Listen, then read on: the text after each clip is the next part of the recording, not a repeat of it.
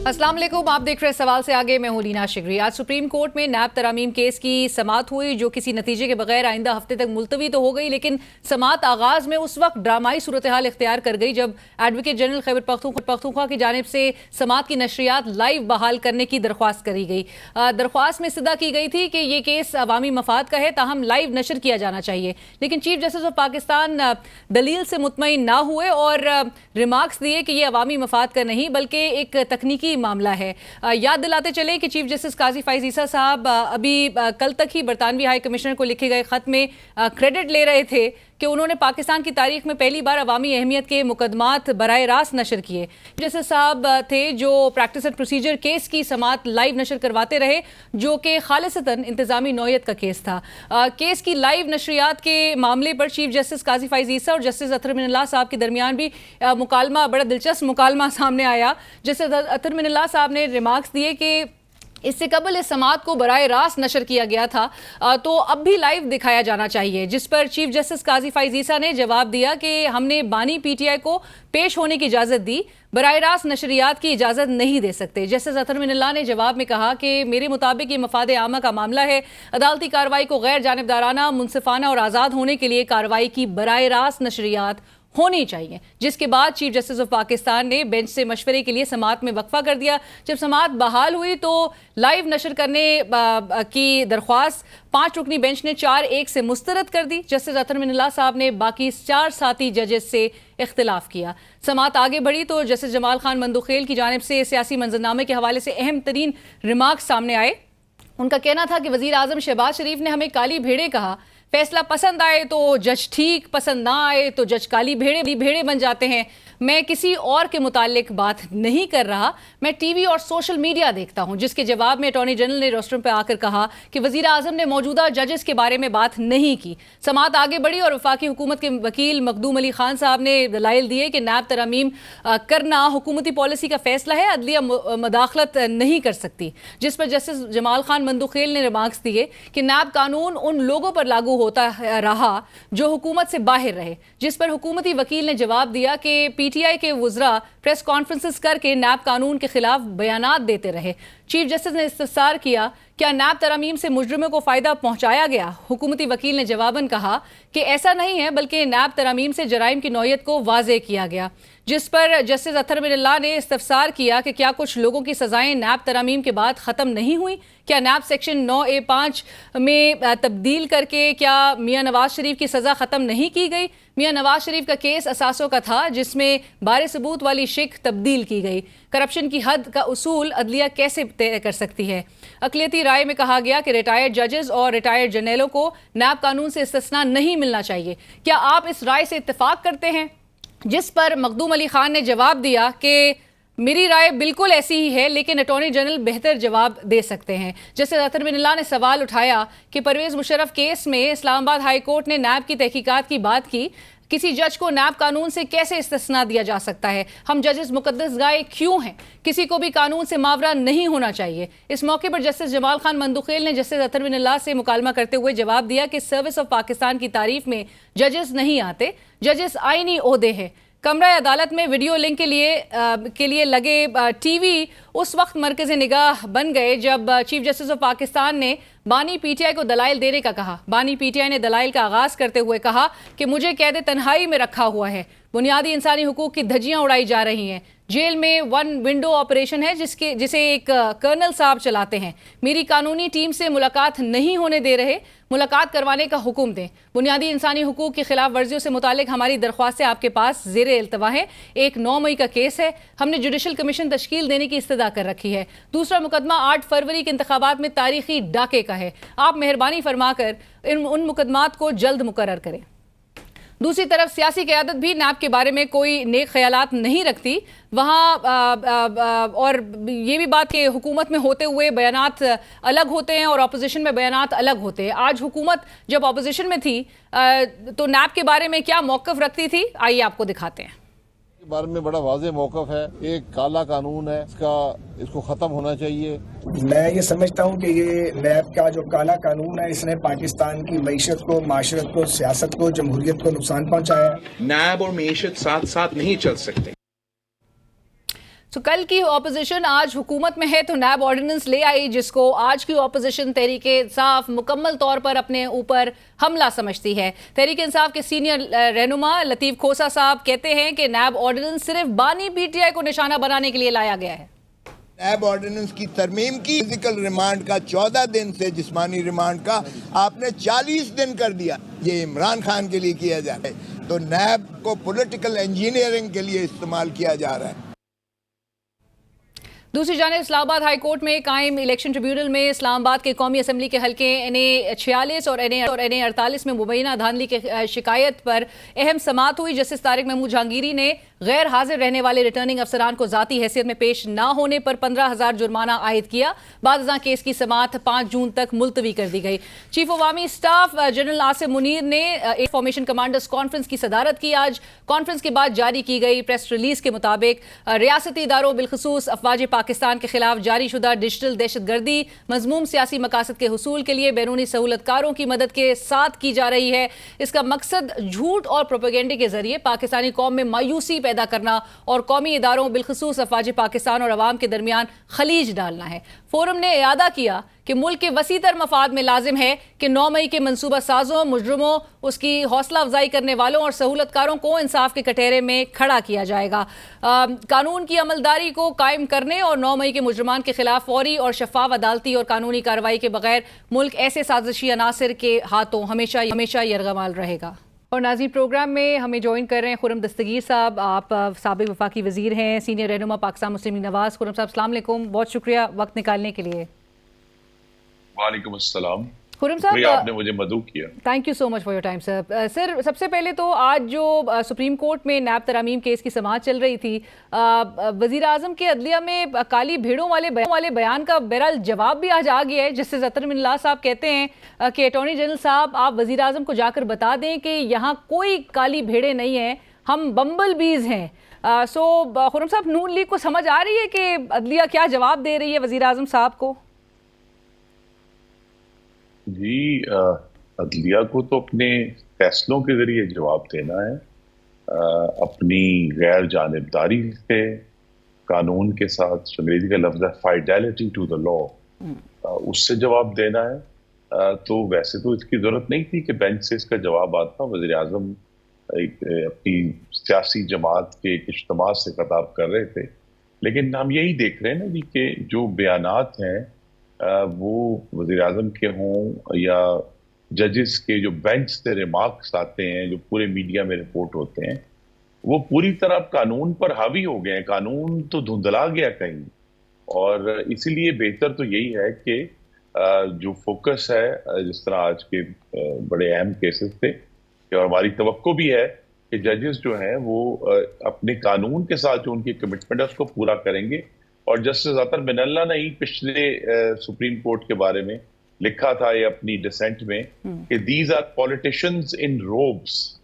تو اب آج کے سپریم کورٹ کے ججز کے اوپر یہ ایک اور شاید اضافی ذمہ داری ہے کہ وہ ثابت کریں کہ they are not politicians in robes, they are ججز ہو فالو دا لا۔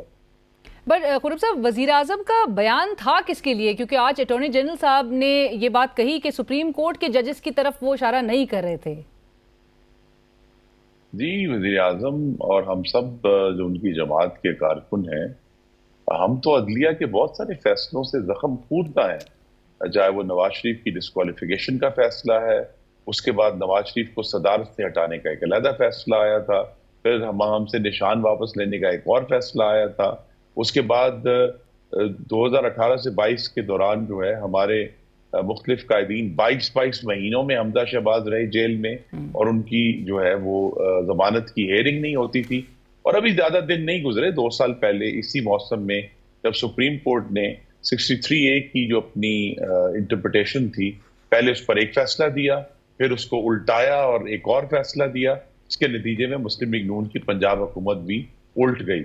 اور اس کے بعد جو سپریم کورٹ کا کانڈکٹ رہا ہے توہین عدالت کے معاملے میں کہ ایک جماعت کے لوگوں پر سارا نزلہ گرتا ہے، دوسروں کو نرم گوشہ رکھا جاتا ہے، بے شمار ایسی چیزیں ہیں جس کی وجہ سے ہمیں ماضی کی عدلیہ سے بہت درست طور پہ قانون کے اطلاق کے معاملے میں تحفظات رہے ہیں، جس کا ذکر شہباز شریف صاحب نے اپنی تقریر میں کی. رائٹ. سو ماضی کی عدلیہ سے جو گریونسز ہیں ان کا اظہار کیا جا رہا ہے، بٹ خرم صاحب، جسٹس اطہر من اللہ صاحب نے یہ بھی کہا کہ ہاں ہم اس پر وزیر اعظم کو شک کا فائدہ ضرور دے رہے ہیں. سو بظاہر جہاں پر آپ توہین عدالت کی نوٹس کی بات کر رہے ہیں جو سرو کیے جا رہے ہیں، وزیر اعظم صاحب کے اس بیان پر تو توہین عدالت نوٹس کی یہ جو گولی ہے بظاہر کان کے پاس سے گزر تو گئی ہے، مگر اب نون لیگ آگے کیا ارادہ رکھتی ہے؟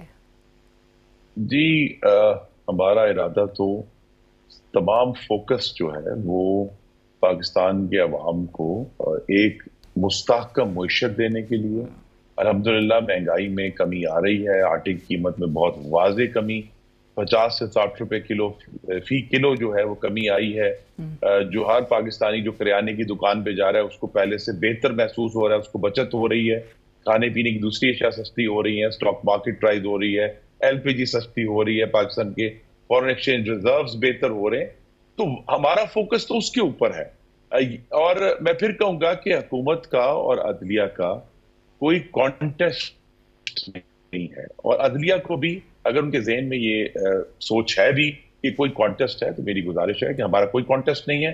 ان کا اپنا ایک رول ہے جس کا ہم احترام کرتے ہیں.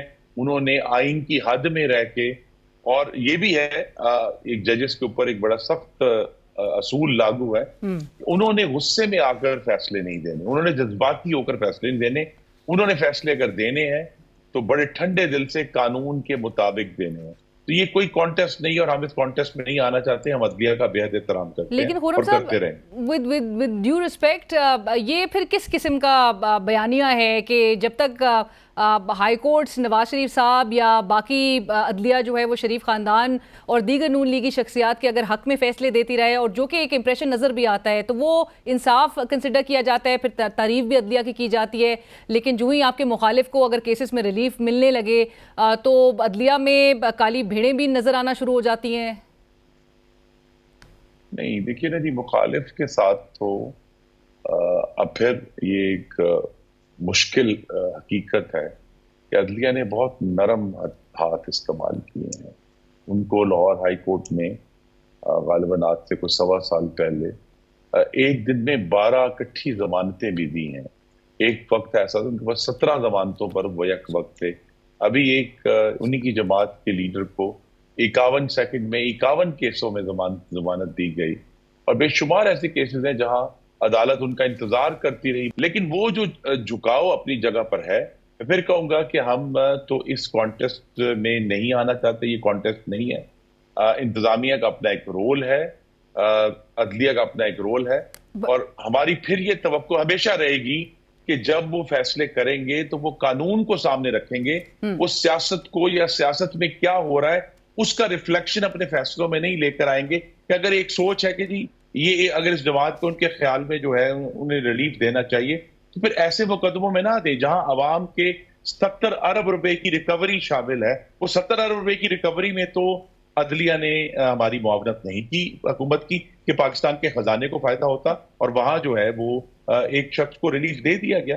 ایشوز تو عوامی مسائل کی ہے کہ اگر عوامی مسائل پہ وہ اپنا کردار ادا کریں گے تو سب ان کی عزت میں بھی اضافہ ہوگا، اور یہ جو تناؤ کی فضا اس میں بھی کمی آئی. لیکن آپ جہاں پہ کہہ رہے ہیں کہ 51-52 کیسز میں ضمانت بھی ایک دم سے ہو جاتی ہے، اور یہ جو ریلیف مل رہا ہے یا جس جھکاؤ کی آپ بات کر رہے ہیں، آپ کی مخالف جماعت جو ہے وہ کہتی ہے کہ یہ بوگس کیسز تھے، یہ اپنے پیر پہ کھڑے بھی نہیں رہ پا رہے. ابھی بھی عدت کیس ہے یا سائفر کیس ہے وہ بھی سٹینڈ نہیں کر پا رہا. تو تاہم ان کی جانب سے الزام لگائے جا رہا ہے کہ اس کو ڈیلے کرنے کے لیے ٹیکٹکس استعمال کی جا رہی ہے کہ فیصلہ نہ آئے، کیونکہ فیصلہ سب کو پتہ ہے کہ آنا کیا ہے.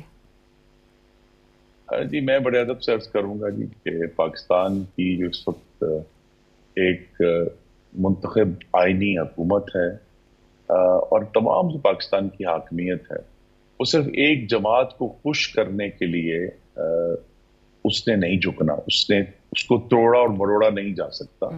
وہ اپنی بات کرتے رہیں گے. وہ اپوزیشن میں ہیں، ان کا حق ہے کہ وہ تنقید کریں.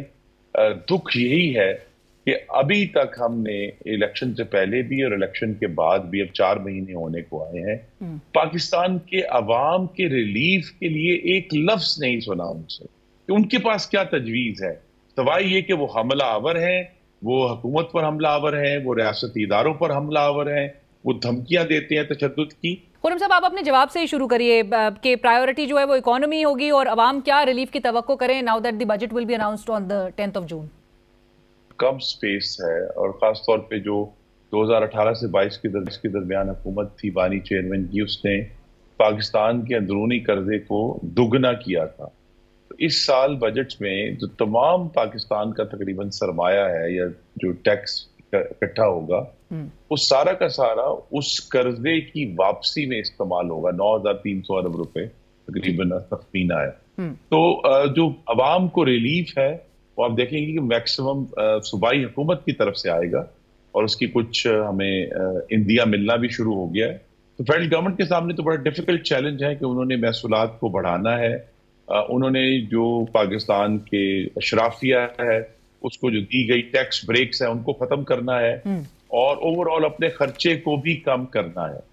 तो वहां से तो हम अगर हम बहुत हकीकत पसंदाना तरीके से बजट को देखें तो यही सबसे बड़ी कामयाबी होगी कि पाकिस्तान के अवाम पर मजीद कोई बोझ ना डाला जाए इस बिल्कुल इनडायरेक्ट टैक्सेस के मद में जी, और कोई बोझ ना डाला जाए, और ये ना डाला गया तो यही कामयाबी होगी, क्योंकि इंशाल्लाह जो इस किस्म की हमें इन्वेस्टमेंट की मिले हैं जो इशारे मुत्तहिदा अरब इमारात से, सऊदी अरब से, तो वो जब इन्वेस्टमेंट जो है इंशाल्लाह अगले साल के दौरान पाकिस्तान में कहते हैं ऑन द ग्राउंड आना शुरू हो जाएगी, तो उसके जो सबरात हैं उसकी वजह से पाकिस्तान का फॉरेन एक्सचेंज अकाउंट जो पहले ही एक स्टेबल सूरत हाल में है, अब तकरीबन साल से ऊपर हो गया है कि रुपी जो है वो स्टेबल है।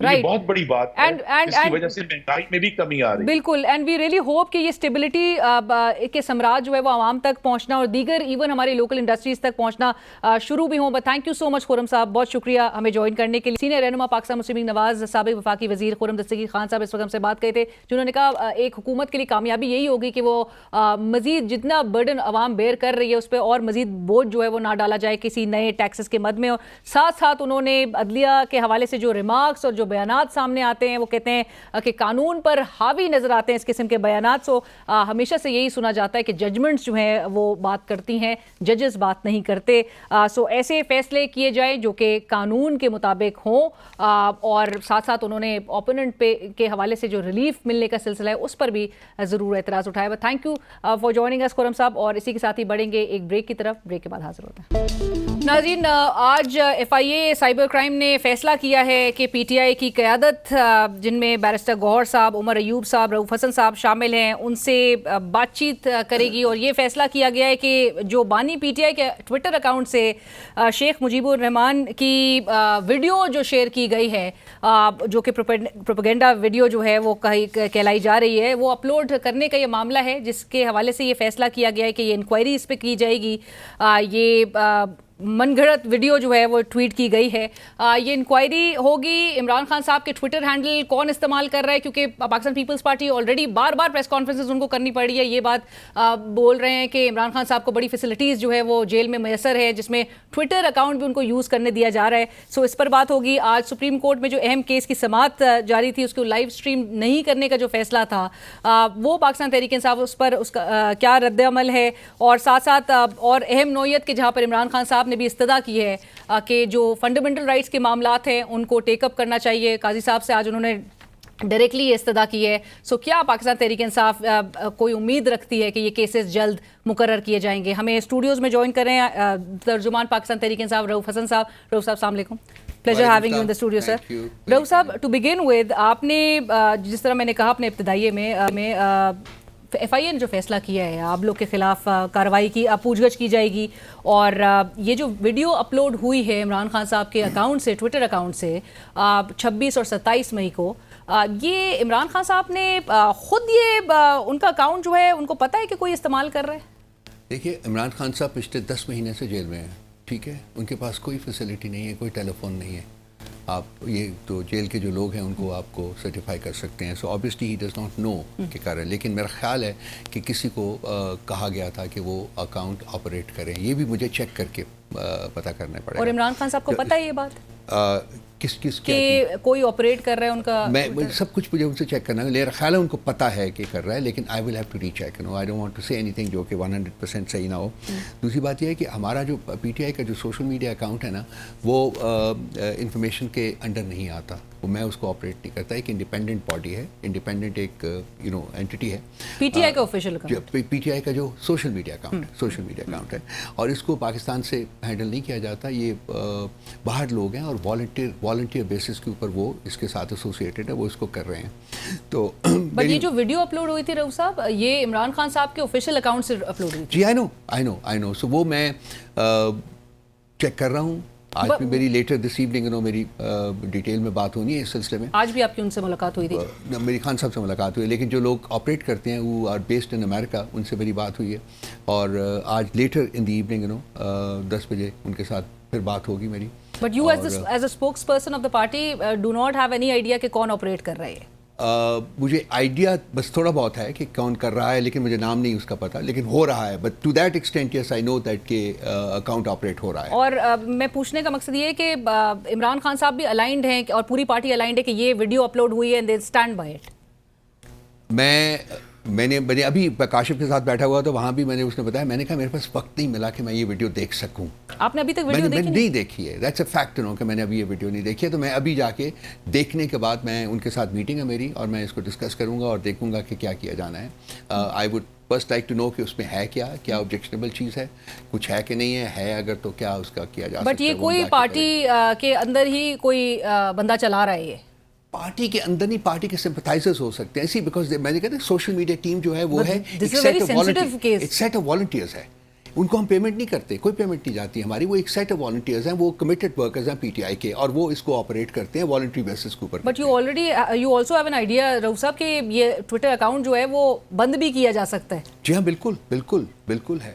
تو we have to be very careful about it. So آج خان صاحب کے ساتھ بھی ملاقات ہوئی ہے, تو ہم دیکھیں گے. میں نے ابھی اس کے پروگرام میں بھی, کاشف کے پروگرام میں بھی بیٹھ کے کہا ہے کہ ایک میکنزم ہم I have decided, I made up my mind that ہم نے ایک میکنزم جو ہے وہ ڈیولپ کرنا ہے, اور اس پہ اسکریننگ ہوگی کہ جو خان صاحب کے اکاؤنٹ سے اس کے اوپر پوسٹ ہونے سے پہلے ہر چیز جو ہے وہ اسکرین ہوگی. اور اس کے لیے میں نے آلریڈی ایک پرپوزل بھی موٹ کیا ہے آج صبح, اور وہ آج میری سوشل میڈیا ٹیم کے ساتھ جب بات ہو جائے گی ٹیلی فون کے اوپر, تو وہ پھر میں آج رات کو لیٹر ٹونائٹ یا ٹمورو. ابھی تک آپ کی بات سے ایسا لگ رہا ہے کہ عمران خان صاحب کو بھی کوئی آئیڈیا نہیں ہے, یا ان کی مرضی سے یہ کچھ ہو رہا ہے, ان کو پتہ نہیں ہے, مرضی دیکھیے, یا ان کو ویسے بھی خبر نہیں ہے کہ جیل سے باہر ہو کیا رہا ہے. خبر ہی نہیں نا. یہ پرابلم یہ ہے کہ وہ 10 مہینے سے 10.5 مہینے سے جیل میں بیٹھے ہوئے ہیں, ان کی کوئی ایکسیس نہیں ہے, ان کے پاس ٹیلی فون نہیں ہے, کچھ بھی نہیں ہے. ہم لوگوں کو ٹیلی فون اندر لے جانے کی اجازت نہیں ہے. جو لوگ باقی بھی ملتے ہیں وہ بھی ٹیلی فون اندر نہیں لے جا سکتے, وہ سب کچھ ہم اپنی گاڑیوں میں چھوڑتے ہیں, یا وہ پھر ریسیپشن کے اوپر ہم سے لے لیتے ہیں. تو ان کی تو کوئی ایکسیس نہیں ہے نا.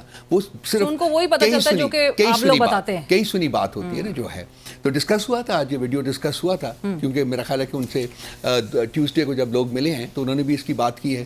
تو میرا چونکہ یہ پرسنل یہ پرابلم ہوا تھا, تو میں actually between work and kind of hospital. Right. اور صاحب اب یہ جو نام میں نے لیے, غور صاحب کا بھی, آپ کا بھی نام ہے, عمر ایوب صاحب کا بھی نام ہے, یہ بھی آپ کو ابھی پتہ چلا ہے تھوڑی دیر پہلے؟ مجھے کاشف سے پتہ چلا. کاشف سے پتہ چلا, اس نے مجھے ایف آئی اے کا لیٹر جو وہ پڑھ کے سنایا. سو کہ تحقیقات میں آپ سے بھی بات چیت کی جائے گی. آگے بڑھتے ہیں. رؤوف صاحب, آج آپ نے ٹویٹ کیا تھا دوپہر 1 بجے, جو آج ڈیسیشن سپریم کورٹ کی جانب سے لیا گیا تھا کہ لائیو اسٹریم نہیں کرنی آج کی سماعت, آلدو کہ سارے لوگ امید کر رہے تھے, اور آپ نے کہا کہ it reflects the deep seated bias that has become the hallmark of the institution when it comes to dealing with cases involving Imran Khan. So on one hand آپ لوگ بھی جوڈیشری پر الزامات لگا رہے ہیں اس قسم کے ایک ڈیپ سیٹل بائز کی, دوسری طرف وزیر اعظم شہباز شریف صاحب ہیں جو کہ کہتے ہیں کہ عدلیہ میں کالی بھیڑیں موجود ہیں, جس کا جواب بہرحال آج ان کو مل گیا ہے جیسے اطہر من اللہ صاحب سے. لیکن judiciary why has it become a soft target for یہ جو ہے, یہ جو کیس ہے, یہ خان صاحب کی اس میں انٹر ہونے سے پہلے بھی کیس یہ سنا گیا ہے.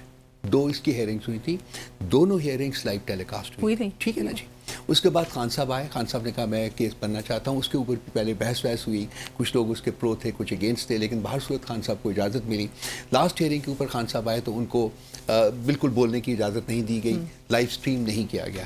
اس کے بعد ہم نے ریکویسٹ کی تھی کہ لائیو اسٹریم کریں. تو آج پھر ہمارا جو کے پی کا ان کے جو آفیسر آئے ہوئے تھے, انہوں نے بات کی, تو ان کو بٹھا دیا گیا جائے کہ چیف جسٹس صاحب ہمیشہ کہتے ہیں بیٹھ جائیں, بات نہیں سنتے ہیں. ان کی ایک پتہ نہیں ایک عادت بن چکی ہوئی ہے کہ وہ بات نہیں سنتے. تو وہ اس کے بعد جسٹس اطہر منالہ نے میرا خیال ایک پوزیشن لی کہ جی یہ ہونا چاہیے، لائیو اسٹریم ہونا چاہیے. دیکھیے ایک ٹریڈیشن اگر اس کیس کی یہ ہے کہ جی اگر ایک عوامی مفاد کا کیس ہے تو اس کو لائیو اسٹریم کریں، آپ خود کرتے رہیں. آپ نے انٹروڈیوس کیا لائیو اسٹریم، ہم نے تو نہیں انٹروڈیوس کیا تھا، ہمارے وقت میں تو نہیں ہوتا تھا. اور انہوں نے گزشتہ روز جب آپ خان صاحب انٹر ہوتے ہیں تو آل آف اے سڈن آپ کا جو پرسپیکٹو ہے وہ بدل جاتا ہے کہ جی اب ہم لائیو اسٹریم نہیں کر سکتے. کیوں؟ کیا خان صاحب مطلب is it I mean obviously میں I will be well within my right کہ میں کنکلوڈ کروں کہ جی خان صاحب کے ساتھ یہ جڑا ہوا ہے جس کی وجہ سے یہ چینج ہوا ہے. کیوں؟ کیا خان صاحب اس ملک کے شہری نہیں ہیں؟ کیا یہ پبلک انٹرسٹ کی بات نہیں ہے؟ اور جسٹس اطہر منالہ نے یہ سٹانس لیا ہے، باقاعدہ لیا. اس کے بعد انہوں نے ایڈجرن کر دیا، وہ اندر چلے گئے، اندر چلے گئے، بعد 40-45 منٹ کے بعد باہر آیا اور اس کے بعد 4 وہ 3 جونیئر جج صاحبان ہیں. باہر صورت میں کوئی بات نہیں کرنا چاہتا جوڈیشری کے بارے میں، تو اس لیے وہ تو میں فیل کرتا ہوں کہ yes it reflects a bias, it reflects a very deep seat bias as I put in my. اور یہ میرا خیال ہے کہ ہماری کرٹیسزم نہیں ہے لیکن یہ ایک خاصا بن گیا ہے کہ جی جب خان صاحب کی بات آتی ہے تو ایک چینج نظر آتا ہے. آپ کے مخالف بھی اسی جوڈیشری کو ٹارگٹ کر رہے ہیں، کہہ رہے ہیں آپ لوگ کو ریلیف دے رہی ہے عدلیہ. اللہ کرے جی کہ میں تو کہتا ہوں کہ جی ایک کچھ تھوڑی سی ذرا تازہ ہواؤں کے جھونکے وہاں سے ہمیں فیل ہو رہے ہیں. اللہ کرے کہ یہ ایکسپینڈ کرے، پورا بڑے ہر کوئی بندہ آئین اور قانون کی بات کرے. اور آئین کے جھونکوں کے حوالے سے وہ لوگ الرٹ زیادہ ہو گئے ہیں کہ آپ لوگ کو ریلیف مل رہا ہے، فیسیلیٹیٹ کر رہے ہیں. مطلب ایک طرف دیکھیے اب یہ ایک ہپوکریسی دیکھیے کہ ایک طرف ان کا ہر بندہ کہتا ہے جی آئیے ہم سے بات کریں، ہم سے بات کریں، ہم سے بات کریں.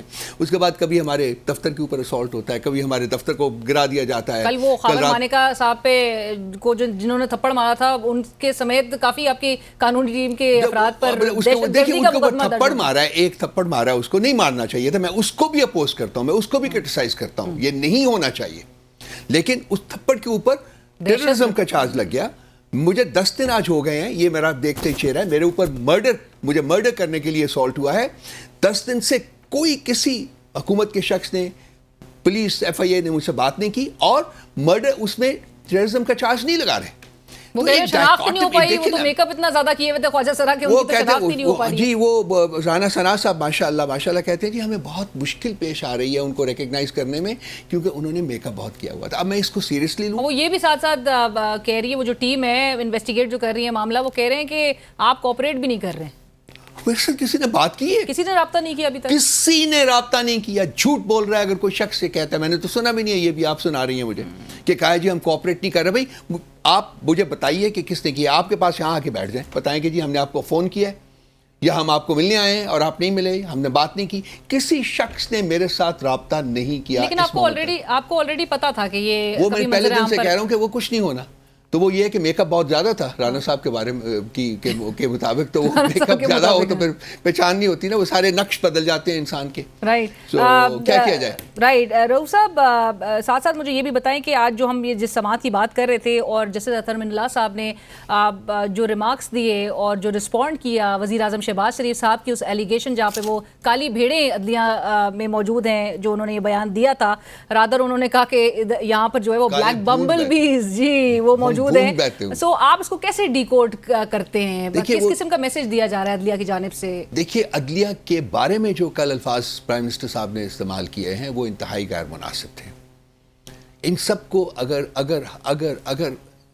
عدلیہ میں بھی آئین اور قانون کی سپریمیسی کی بات ہونا شروع ہوئی ہے تو میرا خیال ہم سب کو بحیثیت ایک قوم کے ان کو سپورٹ کرنا چاہیے، کیونکہ ساری لڑائی اس ملک میں آئین اور قانون کی ہے. اگر آئین اور قانون بحال ہو جاتے ہیں تو ملک ٹھیک ہو جائے گا، صحیح راستے کے اوپر چل جائے گا. یہی ہماری جدوجہد بھی ہے. اب کہنا جی کہ کالی بھیڑیں بیٹھی ہوئی ہیں. اور پھر آج جو سب سے بڑی بات یہ ہے جو خان صاحب کو ہر صورت میں ریلیف دینا چاہ رہے ہیں، اور آج جو ان کا اٹارنی جنرل ہے وہ کھڑے ہو کے کہتے ہیں کہ یہ آپ کرنٹ ججز کے بارے میں بات نہیں ہوئی ہے. پر اب مطلب ابھی اٹس اسٹوپڈ. وہ جو جج بیٹھے ہوئے ہیں کیا وہ اسٹوپڈ ہے؟ پر آپ کو یا یہ اٹارنی جنرل کو شرم نہیں آتی جھوٹ بولتے ہوئے؟ آپ بتائیں کچھ تو ہوگا نا.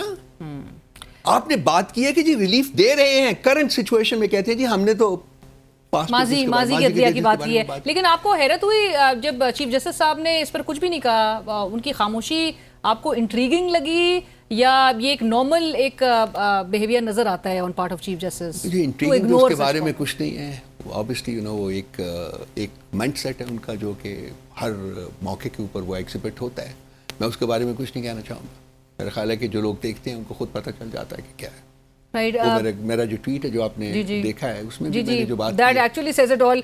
رؤف صاحب, آج عمران خان صاحب کو جو فائنلی موقع ملا تو انہوں نے استدعا کی چیف جسٹس آف پاکستان سے کہ وہ فنڈامنٹل رائٹ سے متعلق وہ جو تمام پٹیشنز ہیں ان کو مقرر کریں سماعت کے لیے, ان کو فکس کریں, جس میں 8 فروری کے جو وہ کہتے ہیں کہ ایک تاریخی جو ڈاکہ ڈالا گیا اس پر تحقیقات وہ ہو, سماعت مقرر کے لیے کریں, اس پٹیشن کو فکس کریں, اور ساتھ ساتھ جو جوڈیشل کمیشن کی استدعا کی جا رہی ہے 9 مئی سے متعلق. جی بالکل. آپ کو لگتا ہے کہ یہ فکس ہو جائے گی؟ 9 مئی کی پٹیشن ہم نے 25 مئی 2023 کو موو کی تھی, آج 30 مئی 2024 ہے. 1 سال اور 5 دن ہو گئے ہیں, نہیں لگی. مجھے کوئی شخص کھڑا ہو کے بتا دے کہ اس کی وجہ کیا ہے. میرٹ کے اوپر لگنی چاہیے تھی, بہت پہلے لگنی چاہیے تھی. اسی طرح سے 8 فروری کی جو پٹیشن تھی ہم نے میرا خیال ہے 14 یا 15 فروری کو داخل کر دی تھی, اس کو بھی 2.5 مہینے ہو گئے ہیں. پاکستان کی تاریخ کا سب سے بڑا الیکٹورل ڈاکہ جو تھا وہ 8 فروری کو ڈالا گیا تھا. مجھے کوئی سمجھا دے کہ کیوں, کیا نہیں ہے. So again go back to my tweet کہ وہ ایک باعث ہے, انہیرنٹ باعث ہے جو کہ ریفلیکٹ کرتا ہے. جب بھی خان صاحب کے بارے میں بات آتی ہے, جب بھی پی ٹی آئی کے بارے میں بات ہوتی ہے, تو ایک انہیرنٹ باعث ہوتا ہے. میں ہمیشہ کہتا ہوں ریاستیں ایسے آگے نہیں بڑھتی ہیں. آپ ایک ایسی پولیٹیکل پارٹی کے لیڈر سے جو پاکستان کی سب سے بڑی پولیٹیکل پارٹی, سب سے زیادہ پاپولر پولیٹیکل پارٹی ہے, اس کے ساتھ یہ رویہ آپ نے رکھا ہوا ہے. عوام نے تو اپنا فیصلہ سنا دیا تھا 8 فروری کو, آپ نے نہیں مانا, آپ نے اس کو لوٹا ہے, جو کچھ بھی کیا ہے سب لوگوں نے کیا ہے, لیکن اس سے عوام کا فیصلہ تو بدل نہیں جائے گا. تو یہ ریالٹی کو فیس کرنا چاہیے, ریالٹی کو فیس کر کے اس کو ریسٹور کرنا چاہیے. وہی ایک طریقہ ہے ملک کو آگے لے جانے کا. اور کیا کہہ سکتا ہوں میں, یہ بتائیں. رؤف صاحب, 2 کیسز, عدت میں نکاح case which is a very disgusting case ویسے, لیکن اس کے ساتھ ساتھ سائفر کیس, دونوں کے فیصلے ایسا لگ رہا ہے پرہیپس کے لنگر آن کیے جا رہے ہیں, جو کہ حقیقت بھی ہے. آپ کی کیا لیگل اسٹریٹجی ہے اس کو کاؤنٹر کرنے؟ دیکھیے ہماری لیگل اسٹریٹجی تو وہی ہے جو کہ آپ کو سامنے ہے. فرینکلی دیکھیے 28 سال پہلے ہمارے نیوکلیئر بلاسٹ ہوئے تھے, 28 سال گزر گئے, لیکن کسی کو چھٹی دینے کی کوئی مطلب نہیں, خیال نہیں آیا. آل آف اے سڈن جب سائفر کیس 28 کو لگا ہوا تھا تو پرائم منسٹر صاحب نے کہا ہو یہ تو اس میں تو وہ فیصلہ آنا تھا, اور فیصلہ سب کو پتہ ہے کہ کیا آ سکتا ہے, کوئی میرٹ کی بیسس کے اوپر جو فیصلہ آنا ہے وہی آنا ہے. خان صاحب نے آزاد ہو جانا تھا, فری ہو جانا تھا اس سے. انہوں نے پورے ملک کو چھٹی دے دی, اب 10 دن آگے کر دیا. اسٹریٹجی کیا ہے, یہی انہوں نے آج عدت کے ساتھ بھی کیا. انہوں نے پورے اپنے جو کرندے تھے چھوڑے ہوئے تھے وہاں, جنہوں نے وہ ایک سچویشن کریٹ کی. ونس اگین آئی کنڈیم جو ہمارے بندے نے, اگر وہ بندہ ہمارا ہے, اگر اس نے چپیٹ ماری, ایک چپیٹ کی بات ہے, اور وہ بھی کورٹ کے پریمیسز سے باہر ماری گئی, کورٹ کے اندر نہیں ماری گئی. میں اس کو بھی کنڈیم کرتا ہوں, نہیں ہونا چاہیے. وائلنس, اسٹریک آف وائلنس نہیں آنی چاہیے. بالکل آپ کو اپنی زبان سے بات کریں اور آپ نان اگریسولی بات کریں. تو یہ جو ایک ہماری اسٹریٹجی, ان کی اسٹریٹجی یہ ہے کہ جی خان صاحب کے کیسز کے فیصلے اس وقت تک ڈیلے کریں گے جب تک کہ ان کو کسی نئے کیس میں اس کی اریسٹ جو ہے وہ سیکیور نہیں کر لگے. وہ نہیں چاہتے کہ خان صاحب جیل سے باہر آئیں. یہ ان کی اسٹریٹجی. آپ نے یہ ویسے گزشتہ روز پریس کانفرنس میں آپ نے یہ خدشات کا اظہار کیا ہے, آپ کو پتہ ہے کہ مزید مقدمات ان کے خلاف بنائے جائیں گے اور یہ رہائی نہیں ہو رہی. خان صاحب نے وہ بھی جو پنجاب میں جو کیبنٹ کا جو ڈیسیشن آیا جس کے تحت ان کے خلاف, اس کو بھی انہوں نے, ہم نے چیلنج کر دیا لاہور ہائی کورٹ میں. تو یہ ہماری اسٹریٹجی ہے. بیسیکلی ہم قانون کے دائرے کے اندر رہ کے وہ تمام آپشنز ایکسرسائز کر رہے ہیں جو کہ ہمارے پاس موجود ہیں. رائٹ, ریل کوئک رؤف صاحب اس پہ بھی کامنٹ کیجئے. جو مہدی حسن صحافی ہیں, ان کو جو انٹرویو دیا ہے عمران خان صاحب نے, پہلا ان کا جیل سے یہ انٹرویو تھا, باجوہ صاحب کو انہوں نے کہا ہے کہ سارا جو ذمہ داری تھی وہ باجوہ صاحب تھی, سول کلپریٹ باجوہ صاحب تھے. کیا واقعی ایسا تھا اور یہ ان کا ہی ایک سولو ایکٹ تھا؟ میں سولو کے بارے میں تو میں نہیں جانتا کیونکہ I was not privy to everything, لیکن باجوہ صاحب اور ان کے فادر ان لا کا جو رول ہے اس کا میں I am privy to that کہ ان کا بہت بڑا ہاتھ تھا اس میں. اور شاید بالکل صحیح کہہ رہے ہوں خان صاحب کے, ان کا ایکسکلوسیولی ٹو بگن ود, اس کے بعد انہوں نے پھر بعد میں اپنا جو حلقہ اس کو ایکسپینڈ کیا ہوگا اور اس سارے پروجیکٹ کو ایکسیکیوٹ کیا ہوگا, لیکن ان کا بالکل بہت بڑا ہاتھ تھا.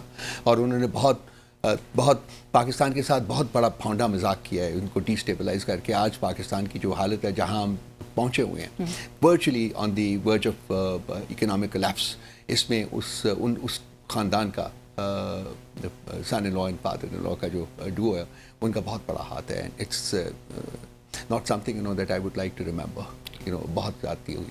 اور باقی جتنے کرداروں کا خان صاحب نام لیا کرتے رہے اور تواتر کے ساتھ لیتے رہے وہ سارے ابزالو ہو گئے؟ نہیں ابزالو کوئی نہیں ہوا جی، وہ تو سب موجود ہیں، لیکن دیکھیں وہ سب بھی نا موجود جو ایک میجر جو جس نے لیڈ رول پلے کیا ہے، جس نے یہ سارا کچھ کنسیو کیا، جس نے سارا کچھ آگے لے کے چلا، لیکن امریکہ نہیں تھا اس میں، امریکہ کر نہیں سکتا تھا ایکسیکیوٹ بغیر لوکل. تو خان صاحب ہمیشہ local players and foreign players کی بات کرتے رہے ہیں، لیکن جو میجر جو حقائق سامنے آئے ہیں over a period of time, اس میں جو لوکل پلیئر ہے اس کا ہاتھ جو ہے وہ سب سے زیادہ اس میں لگتا ہے. رؤوف صاحب، آج آپ کی خان صاحب سے ملاقات ہوئی ہے، ناظرین کے لیے بھی کیا موڈ ہے اور کیا ہدایات ہیں خان صاحب کی جانب سے، اور ساتھ ساتھ بشرا بی بی کی فیملی، کیونکہ کل ان کی بہن جو ہے وہ میرے ساتھ پروگرام میں شریک تھی، انہوں نے خدشات کچھ اپنی ریزرویشنز کا اظہار کیا ہے جو پاکستان تحریک انصاف کی قیادت ہے ان سے متعلق، اور وہ کہتی ہیں کہ لیڈ اس طرح سے نہیں کیا جا رہا یا عوام کو موبلائز نہیں کیا جا رہا، سو ان کے لیے بھی کیا پیغام ہوگا اور خان صاحب کا کیا پیغام؟ خان صاحب سے ملاقات ہوئی آج، بہت ہی look very fresh and very energised. بہت اچھی گپ شپ سے ان سے جو ہمیں ٹائم ملتا ہے 30 منٹ کا، ہم 6 لوگ تھے اور مختلف سبجیکٹس کے اوپر بات چیت ہوئی. He was best of the situation اور انہوں نے ہمیں بریف کیا کہ کیا کرنا ہے کیا نہیں کرنا ہے. اور وہ یہ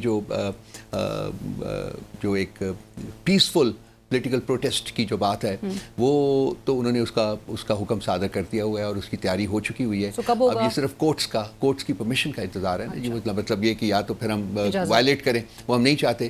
تو معاملہ جو ہے وہ اب کورٹس میں تھا. کورٹس نے 8 جون کو ویسے بھی آپ نے ایک کال تو دی ہوئی تھی. جی ہاں، وہ سارا کچھ ڈیپینڈ کرتا ہے نا کورٹس کے اوپر. خان صاحب نے آپ کو گو ہیڈ ٹیم کو دے دیا ہے کہ آپ لیڈ کریں اور پبلک پیسفل پروٹیسٹ. انہوں نے یہ کہا کہ جی تیاری کر لیں، میں کسی وقت بھی پبلک پروٹیسٹ کی کال دے سکتا ہوں. اور اس میں انہوں نے جو ہمارے انڈر گراؤنڈ لوگ ہیں، اس میں حماد صاحب ہیں یا میاں اسلم صاحب ہیں، ان کو بھی کہا جی کہ آپ باہر نکلیں اور اب رول اپنا جو پولیٹیکل رول ہے اس کو پلے کریں. تھینک یو سو مچ، بہت شکریہ رؤوف صاحب فار جوائننگ اس. رؤوف اسد ترجمان پاکستان تحریک انصاف اس وقت ہمارے ساتھ پروگرام میں موجود ہے. اسی کے ساتھ ہی بڑھیں گے ایک بریک کی طرف، ہمارے ساتھ رہیے. ناظرین، آئندہ مالی سال کا وفاقی بجٹ 10 جون کو پیش کیا جائے گا، جس کے لیے قومی اسمبلی میں جو اینول بجٹ سیشن ہے اس کا بھی آغاز 5 جون سے ہوگا. ساتھ ساتھ ہم یہ بھی اس پہ آج ضرور پروگرام میں بات کرنا چاہیں گے کہ کیا لوکل انڈسٹریز کن مسائل کا سامنا کر رہی ہیں، کن کنسرنز جو ہے وہ رکھتی ہیں، اور کچھ گریونسز بھی سامنے آ رہے ہیں. لوکل انڈسٹری اگین پاکستان کی کسی بھی ملک کی اکانومی کا ایک بڑے بیک بون کنسیڈر کیے جاتے ہیں. درآمدات کی جہاں پر بات کی جاتی ہے وہ بھی ملک کی ایک نیسیسٹی ضرور ہوتی ہے، لیکن صرف ایک امپورٹنٹ آئٹمس کے حد تک ہی. آپ ہر حکومت کا فوکس دیکھتے ہیں کہ وہ اپنے لوکل پروڈکٹس کو جو ہے وہ اس پر انحصار کرتے ہیں، اس کو فروغ دینے کے لیے تمام جو ہے وہ اس پہ فوکس کیا جا رہا ہوتا ہے. اور ایک زندہ مثال ہمارے ملک کی لوکل جو گاڑیوں کی جو صنعت ہے، آٹو موبائل انڈسٹری جو ہے، وہ بھی سب کے سامنے. آغاز میں جب ملک میں گاڑی کی صنعت لگائی گئی تو اس کو پیداواری صنعت کی بجائے صرف نیم تیار شدہ پرزوں کو جوڑنے کے اسمبلنگ یونٹ تک محدود رکھا گیا. آج ہم درآمد شدہ گاڑیوں کے لیے سازگار ماحول پیدا کر کے مقامی صنعت کے لیے مشکل حالات ضرور پیدا کرتے ہوئے دکھائی دے رہے ہیں، جس کے نتیجے میں مقامی طور پر جو تیار کردہ گاڑیاں ہیں اس کی مانگ میں بھی کمی ہوئی ہے اور پیداواری کارکردگی میں کمی، ساتھ ساتھ ملازمتوں کا نقصان، جاب لیس جو نمبرز ہیں، فگرز ہیں، وہ بہت زیادہ ہوتے ہوئے دکھائی دے رہے ہیں. پلس مقامی صنعت و قومی معیشت کو نقصان ضرور اس سے پہنچ رہا ہے. ملکی درآمدی پالیسی کا اپنے ہمسائے ملک بھارت سے بھی اگر تقابلی جائزہ کریں تو اندازہ ہوتا ہے کہ ہم کیسے اپنی مقامی صنعت کی تباہی کے در پہ بھارت میں گاڑی درآمد کرنے پر 100% سے تقریباً 125% تک کسٹم ڈیوٹی لگائی جاتی ہے، جبکہ پاکستان میں محض 35% ہے یہ فگر. اس کے اوپر اور ظلم کیا جو کیا گیا ہے وہ یہ ہے کہ اس سال فروری میں حکومت نے مقامی گاڑیوں کی صنعت پر جنرل سیلز ٹیکس میں اضافہ کر کے 25% کر دیا، جو پہلے 18% تھا. استعمال شدہ جو گاڑیاں ہیں اس کی درآمدات اور مقامی صنعت کا جائزہ لیں تو کچھ حقائق ایسے بھی ہیں جن کو نظر انداز نہیں کرنا چاہیے، جیسے کہ 60% سے زیادہ جو کار مینوفیکچرنگ پرزے ہیں وہ مقامی طور پر تیار کیے جاتے ہیں، مگر نامواقف پالیسیوں کے نتیجے میں ملازمتیں ختم ہو رہی ہیں، جو ہم پہلے بھی ابھی بات کر رہے تھے. اور ایک صنعت جو کہ تقریباً 2.5 ملین سے زیادہ براہ راست اور 2.5 ملین بالواسطہ ملازمتیں فراہم کر رہی ہے. پرہیپس اسے نمبر کہیں زیادہ بھی ہو سکتا ہے، لیکن شدید خطرات سے دوچار ہے. سننے میں یہی ہم ہمیشہ یہ دعوے سن رہے ہوتے ہیں کہ جی ابنڈنٹ پالیسیز ہیں، کاؤنٹر پالیسیز ہیں، لیکن وہ پالیسیز लोकल इंडस्ट्री को कैसे प्रमोट करें, इस पर आज गुफ्तगू होगी. हमें ज्वाइन कर रहे हैं HM शहजाद साहब, chairman all Pakistan motor dealers association. अस्सलाम वालेकुम, बहुत शुक्रिया हमें ज्वाइन करने के लिए. और हमें ज्वाइन कर रहे हैं प्रोग्राम में साइम अली साहब, renowned economist, also he is currently in the advisory role as well. अस्सलाम वालेकुम Saim, thank you so much for joining us. Shahzad साहब, गुफ्तगू का आगाज़ आपसे. सर, ये जो ग्रीवेंसेस कुछ अरसे से सामने आ रही हैं लोकल इंडस्ट्रीज, जो ऑटोमोबाइल इंडस्ट्री है, उससे हवाले से मैं ज़रूर चाहूँगी कि आप वो कंसर्न्स हुकूमत के भी सामने रखें कि क्या कंसर्न्स हैं. और जिस तरह मैंने कहा कि हम हमेशा सुनने में आ रहा होता है कि अभी भी हाल ही में बताया जा रहा है कि जी हमारी मुल्क की मईशत स्टेबिलिटी की तरफ आ रही है, थोड़ी मुस्तहकम होना शुरू हो चुकी है. तो ये जो स्टेबिलिटी है वो किस हद तक फ़ायदा दे रही है हमारी लोकल इंडस्ट्री को? देखें, अभी जो अलीना आपने जो तबसरा किया उसमें मैं बहुत सारी बातों से इत्तेफाक नहीं करूंगा.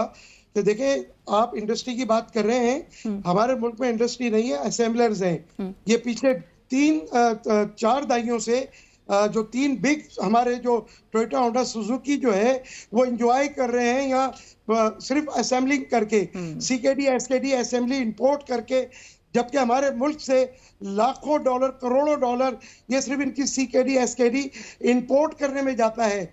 जब 1981-82 में सुजुकी ने जब डिलीशन प्रोग्राम पे साइन किया था तो उसकी स्प्रिट ये थी कि आइंदा 5 साल बाद ट्रांसफर ऑफ टेक्नोलॉजी हमारे मुल्क में होगी और हम मेड इन पाकिस्तान गाड़ी बनाएंगे और लोकलाइजेशन करेंगे अपने मुल्क में. लेकिन ये तीनों बुरी तरह नाकाम रहे हैं और हमारे मुल्क में आज हम जितने भी और भी असेंबलर्स आए हैं वो भी गाड़ियां असेंबल करते हैं, मैन्युफैक्चरिंग नहीं है. और जब तक मैन्युफैक्चरिंग नहीं होगी, लोकलाइजेशन नहीं होगी, हमारे मुल्क में गाड़ी सस्ती बन ही नहीं सकती. साहिब साहब, बजट भी आ रहा है 10 तारीख को, और आप अभी क्योंकि हम एक सेक्टोरल एनालिसिस के तौर पे भी हम ये कंसर्न सामने रखना चाह रहे हैं हुकूमत के, ये ग्रीवेंसेस जो आप सुन रहे हैं, ये स्टेबिलिटी से हमारी लोकल इंडस्ट्री को जो है, जहाँ पर ग्रोथ की तरफ आना चाहिए, वहाँ पर इतनी जॉबलेसनेस की जो फियर्स हैं वो एस्केलेट हमें करते हुए दिखाई दे रहे हैं. आप अभी शहजाद साहब को भी सुन रहे थे जिन्होंने कहा कि अभी तक हम वो इंडस्ट्री भी, मैन्युफैक्चरिंग साइड पे भी नहीं आ सके, हम इन्फेंट मोड से ही बाहर नहीं निकल पा रहे. तो किस तरह से हम वो साजगार माहौल अपनी लोकल इंडस्ट्री के लिए बना सकेंगे, और इंसेंटिवाइज करना किस हद तक जरूरी है? जी शुक्रिया अलीना. बड़ा एक क्रिटिकल बजट आ रहा है.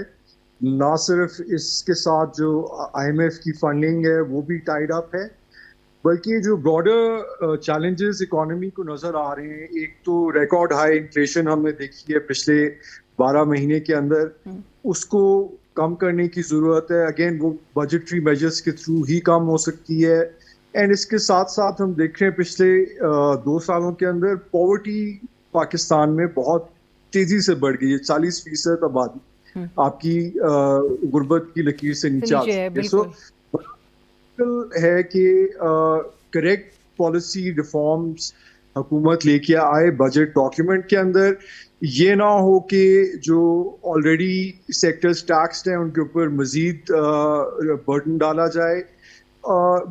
They need to resolve the energy का चैलेंज कि किस तरह हम जो एक्सेस कैपेसिटी है अपनी वो किस तरह बेहतर यूटिलाइज कर सकें ताकि एवरेज कॉस्ट जो है वो कम हो सके for all consumers including industrial consumers. And जब तक ये चीज़ें ठीक नहीं होंगी तो तब तक गवर्नमेंट अपने खसारे नहीं कम कर सकेगी. And that is that's why the budget is so critical कि आउटलाइन करेगी गवर्नमेंट के क्या रिफॉर्म्स आ रहे हैं. एंड जनरली रिफॉर्म्स के अंदर ट्रेड ऑफ्स होते हैं. ट्रेड ऑफ्स का मतलब कि कुछ सेक्टर्स विनर्स होते हैं, कुछ सेक्टर्स लूजर्स होते हैं. एंड वो बड़ी इम्पोर्टेंट एक तरह से डायरेक्शन होगी गवर्नमेंट की तरफ से कि कौन से सेक्टर्स को वो देख रहे हैं एज ग्रोथ सपोर्टिंग सेक्टर्स, कहाँ पे वो फ्यूचर में ग्रोथ नजर आ रही है, और कौन से ऐसे सेक्टर्स हैं जिसमें गवर्नमेंट फील्ड्स के ऑलरेडी बहुत ज़्यादा कंसेशंस दी हुई हैं اور ان کنسیشنز کو یا کاسٹ کو کم کرنے کی ضرورت ہے. بٹ سائم صاحب آپ سمجھتے ہیں کہ ہم جو پالیسیز حکومتی سطح پر تشکیل ہوتے ہوئے دیکھ رہے ہیں وہ بینیفٹ بھی کر رہی ہیں ہماری لوکل انڈسٹری کو؟ کیونکہ ہمیشہ سے ایک تاثر یہ ملتا ہے کہ یہ بغیر کسی کوآرڈینیشن کے آئسولیشن میں تشکیل دی جاتی ہیں، جس سے لوکل انڈسٹریز کو پر ترجیح نہیں ہوتی. اور جس طرح ہم ڈسکس بھی ابھی کر رہے ہیں کہ اگر یوز گاڑیوں کی بھی اگر امپورٹ ہے تو اس پہ ایک ہیوی ریلائنس نظر آ رہی ہے. اس کے لیے بھی آپ سمجھتے ہیں کہ ایک بہتر ایک امپورٹ فریم ورک ہونے کی ضرورت ہے؟ اور اگین آپ نے اپنی لوکل، آپ انڈیا کی یا ساؤتھ کوریا کی بھی مثال اگر اٹھا کے دیکھتے ہیں، انہوں نے مطلب کسی ملک میں اس قسم کا ماڈل جو ہے وہ فالو نہیں ہو رہا، اور کس طرح سے اپنے لوکل پروڈکٹس کو، اپنی لوکل انڈسٹریز کو گروتھ کی طرف یا بہتر بنانے کے لیے، کمپیریٹیو بنانے کے لیے، even at par with the international standards, اس کے لیے آپ پروموٹ کر رہے ہوتے ہیں. آپ بالکل صحیح کہہ رہی ہیں. اینڈ ہم دیکھ رہے ہیں کہ جو لسٹڈ کمپنیز ہیں on the stock exchange, mostly commercial banks, fertiliser, cement, automobiles, یہ وہ سب سیکٹرز ہیں جن کے اوپر ٹیکس برڈن پچھلے کچھ سالوں میں اب تقریباً 50% کے قریب آ گیا. سو وٹ ایور پروفٹس جو یہ کمپنیز بناتی ہیں اس کا 50% گورنمنٹ ٹیکس کرتی ہے. جبکہ بہت سے ایسے سیکٹرز ہیں اکانومی میں، ریٹیل ہو، ہول سیل ہو، ریل اسٹیٹ ہو، ایگریکلچر ہو، جس میں 0% ٹیکسیشن ہے ایٹ دا اسٹیج. سو بہت بڑی ڈسپیرٹی ہے اینڈ ان ریئلسٹک برڈن ڈال دیا گیا ہے. سو اس ڈسپیرٹی کو اور اس ڈسپیرٹی کی جو پالیسی ہے اس کو ڈسکنٹینیو ہونے کی اشد ضرورت ہے. شہزاد صاحب، آپ کیا تجاویز پیش کرنا چاہیں گے؟ دیکھیں، میں بھی چاہتا ہوں کہ آٹو موبائل کے حوالے سے ہماری جو ملک کے اسمبلرز ہیں وہ مینوفیکچرنگ بن کر ایک انڈسٹری کی طرف جائیں. دنیا میں کہیں پر بھی ایسا نہیں ہوتا جو ہمارے ملک میں ہو رہا ہے. دنیا کی مہنگی ترین گاڑی اسمبل کر کے آپ پاکستانی عوام کو بیچ رہے ہیں. میں بھی ایز اے پاکستانی چاہتا ہوں کہ میڈ ان پاکستان گاڑی ہو. پچھلے 40 سال تو ان تینوں کو ہو گئے، آج تک ہم مینوفیکچرر نہیں بنے. ہم کب بنیں گے مینوفیکچرنگ؟ ہم کب جو ہے وہ ٹرانسفر آف ٹیکنالوجی ہمارے ملک میں لائیں گے؟ کوئی بھی پاکستانی نہیں چاہتا کہ وہ باہر کی گاڑی لائے، لیکن ہمیں مجبوراً یہ قدم اٹھانا پڑتا ہے کیونکہ لوکل گاڑی ہماری قوت خرید میں نہیں ہے. قوت خرید میں بھی نہیں ہے، اور آپ جب بک کراتے ہیں تو میرے خیال سے 3 مہینے سے کہیں زیادہ ایک عرصہ لگ جاتا ہے جب تک وہ آپ کو ڈیلیور ہوتی ہے. بکنگ جو پرائس ہے وہ میچ بھی نہیں کرتی جو آپ فائنل پرائس ادا کر رہے ہوتے ہیں. علینا 8 سے 12 مہینے یہ ڈیلیوری ٹائم ہوتا ہے، اور ڈیلیوری ٹائم کے ٹائم پہ جو پرائز ہے وہ آپ کو دینے پڑتے ہیں. بالکل ہم بلیک مارکیٹنگ کرتے ہیں. صرف آپ کو یہ بتا دوں، لاسٹ ایئر 150 ارب بلیک مارکیٹنگ میں گاڑیوں کی خرید و فروخت میں استعمال ہوا ہے. تو حکومت کیوں نہیں ان چیزوں کو دیکھ رہی؟ حکومت ان کو کیوں نہیں کہتی کہ بھئی آپ لوکلائزیشن کریں؟ جب تک آپ لوکلائزیشن نہیں کریں گے آپ سستی اور معیاری گاڑی نہیں بنا سکتے. آپ سب اسٹینڈرڈ گاڑیاں بیچ رہے ہیں. یہ بھی ہمارے ملک کا ایک المیہ ہے.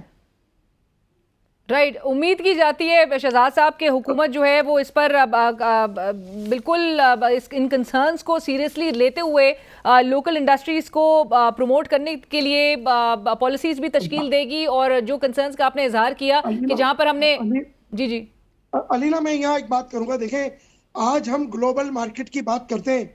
آپ سب چیز کو چھوڑ دیں، آپ کو دنیا میں جہاں سستی گاڑی ملتی ہے آپ جو ہے وہ CKD SKD کو چھوڑیں. اگر انڈیا سے آپ کو سستی گاڑی ملتی ہے آپ لا کے عوام کو دیں، آپ کو ٹیکسز وہی کے وہی ملیں گے. آپ کیوں نہیں عوام کی عزت کرتے؟ آپ عوام کو سستی اور معیاری گاڑی کیوں نہیں دیتے؟ ایک سب اسٹینڈرڈ گاڑی، دنیا کی مہنگی ترین اسمبل شدہ گاڑی آپ اپنی عوام کو دے رہے ہیں. یہ کتنی بڑی زیادتی ہے. رائٹ. تھینک یو سو مچ. بہت شکریہ شہزاد صاحب ہمیں کرنے کے لیے. HM شہزاد، چیئرمین آل پاکستان موٹر ڈیلرز ایسوسی ایشن. اور سائم علی صاحب، آپ کا بھی بہت شکریہ، سینئر اکانومسٹ، اس وقت ہمارے ساتھ پروگرام میں شریک تھے.